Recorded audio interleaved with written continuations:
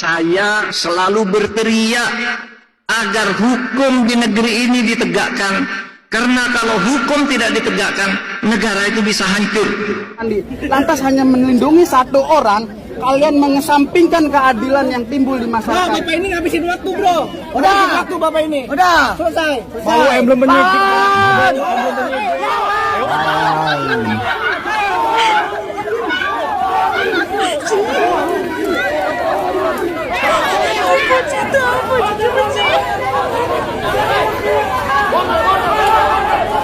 Ini namanya PKI yang model begini, PKI bro. kata Bu Widya.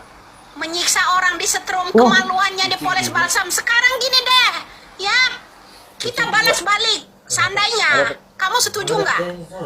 Kalau 7 tersangka itu keluarkan dari yang namanya jeruji, bawa balsam, bawa setrum itu orang yang melakukan setrum kepada mereka dulu, setrum.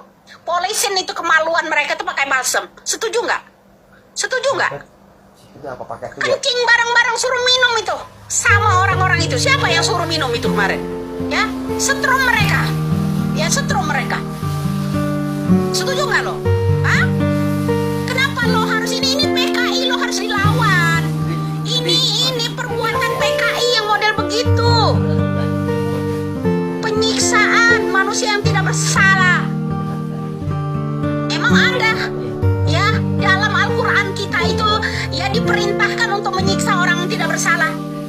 Yang ada di surah At-Taubah itu ya, barang siapa menyiksa orang lain, menzalimi orang lain, maka Allah tidak akan pernah ya memberikan ampun. Sampai bingung mau ngomong apaan ya. Ini kasus si Vina ini, pengakuan si Aldi ini ya, yang menyiksa begitu ya, luar biasanya minuman kencing.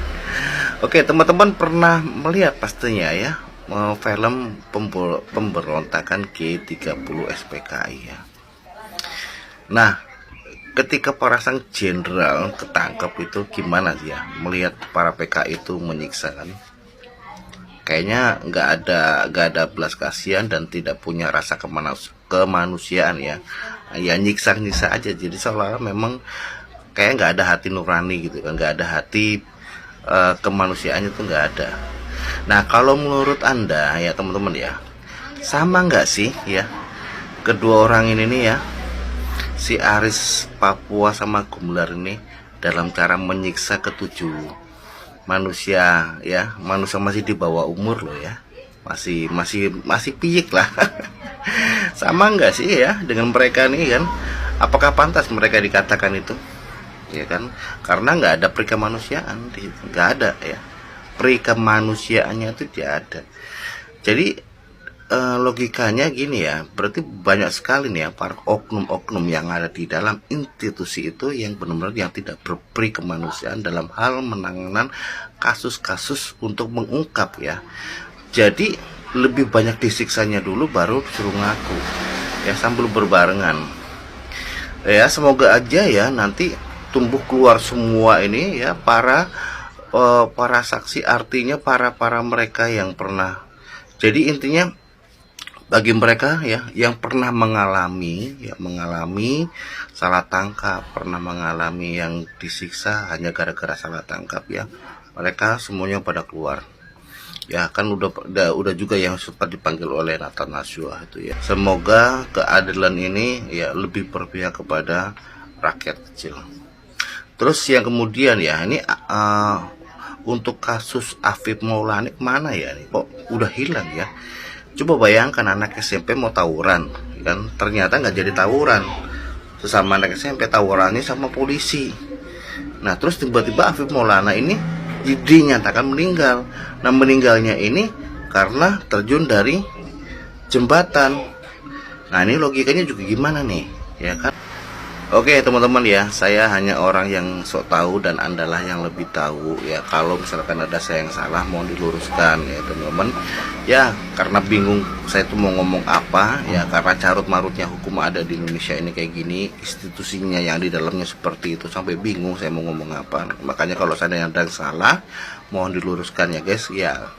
Saya hanya orang yang sok tahu dan Andalah yang lebih tahu. Oke, terima kasih ya teman-teman. Sebenarnya sih kalau dari sisi opini, kemudian dari fakta-fakta, scientific evidence, ke netizen ini sudah lebih kuat daripada Ladusing ya. Ladusing itu hanya bertahan di benteng terakhir, yaitu Aep. Meskipun bentengnya itu sudah compang-camping, sudah bolong-bolong di mana-mana, tapi tetap dipertahankan. Ini karena ini adalah benteng terakhir, sekaligus nanti buat tumbal ya kan. Jadi Rudiana itu nggak sampai di penjara, hanya dicopot aja tuh dari kepolisian dan melimpahkan semuanya ke Aep, karena kesaksian itu semuanya berasal dari Aep dan Aep lah yang akan ditumbalkan. Tapi kita juga ya belum tentu menang juga ya, meskipun kita sudah lebih kuat, karena kewenangan ada di sana. Bisa aja mereka bisa nyewa hakim, mempermainkan hukum kan begitu. Buktinya kemarin aja Propam terbukti kan memberikan tidak ada pelanggaran etik kepada Rudiana. Jadi satu-satunya senjata terakhir netizen ya berdoa, karena kalau Tuhan yang sudah berkehendak, bisa apa itu Ladusing. Woi, fix. Bener kan? Setelah adanya pernyataan dari Ibtu Rudiana dalam broadcastnya, konferensi persnya dengan Hotman Paris, bahwa memang dia benar mengamankan, bahasa dia mengamankan tersangka terpidana yang sekarang mendekam.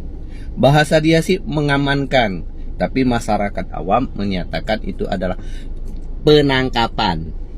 Jadi jelas sudah bahwa benar kasus Eki Vina Cirebon ini terpidananya hasil dari sebuah rekayasa, hasil yang dipaksakan, peradilan yang sesat. Mengapa saya katakan peradilan yang sesat? Karena bermula dari penyidikan yang salah,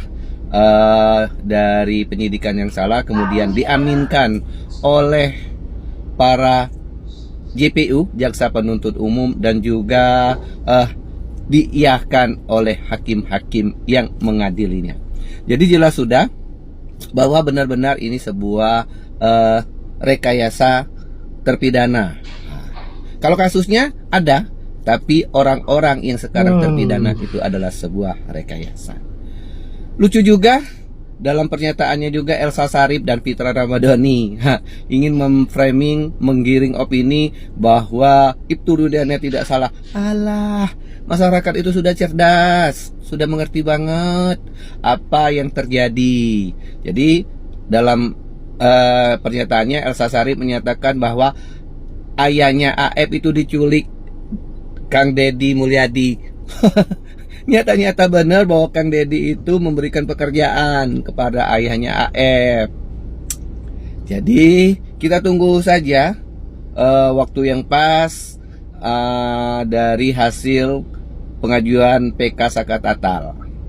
Dan jangan lupa, jangan lengah bahwa ini masih bola liar di MA. Kawal terus, jadilah netizen yang bagus. Semoga Saka Tatal dan 7 terpidana lainnya bebas. Oke?